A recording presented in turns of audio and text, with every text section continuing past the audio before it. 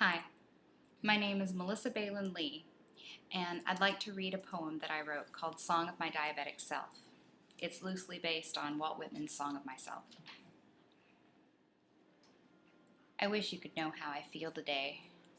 I mean, how I wish you'd approach my diabetes today, and that it may change in 20 minutes along with my blood sugar.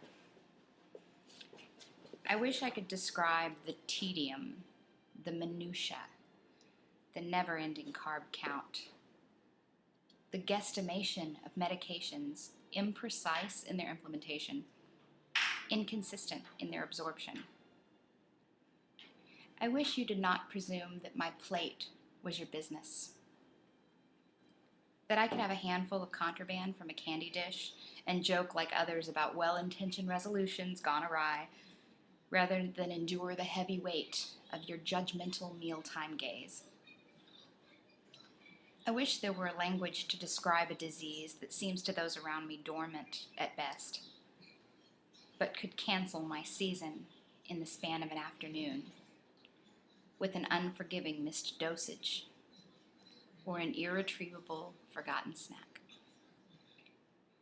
I wish you could celebrate advances with me, pumps, electronics, insulins, perspectives, without thinking that technology makes it go away, or that my investments are because I need a lazy answer.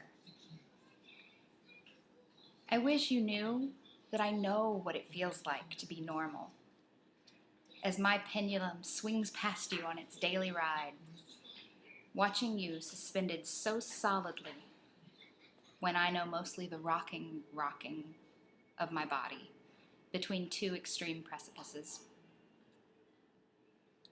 I wish you had some concept of the goose-pimpled, drunken-headed, hunger-quaking, speech-slurring, vision-blurring, feet-tumbling, knees-folding, sweat-beaded, night-waking, intimacy-killing, shower-slipping lows.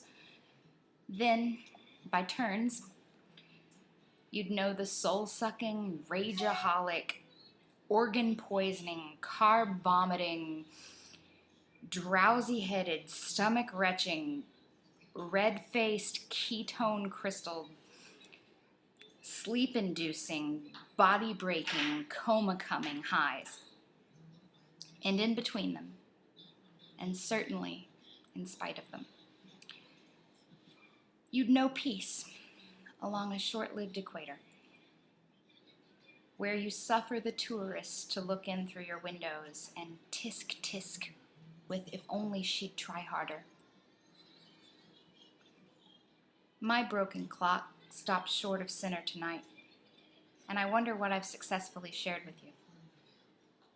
Too much? Too little? And yet, isn't that my point? I am the spirit bubble in the carpenter's level, wiggling toward balance. You will hardly know who I am or what I mean, but I wish good health to you nonetheless.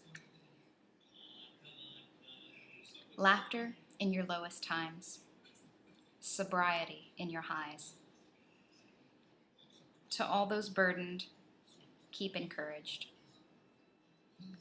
We will pass one another on this sweep or the next. That poem and many others can be found in the book No Sugar Added Poetry, brought to you by the Diabetes Hands Foundation, with a foreword by Dr. William Polonsky. I support the Diabetes Hands Foundation. I support them as a volunteer and as a donor. They're a simple nonprofit with simple aims, seeking to bring people who are touched by diabetes together through awareness initiatives like No Sugar Added Poetry, Word in Your Hand, Drawing Diabetes, Making Sense of Diabetes, the Diabetes Supply Art Project, and so many more to come. I support the Diabetes Hands Foundation because of the work they do with social networking on the sites 2diabetes.org and estudiabetes.org, bringing people touched by diabetes together in a place they can call home. I support the Diabetes Hands Foundation, and I hope you will too. Thanks.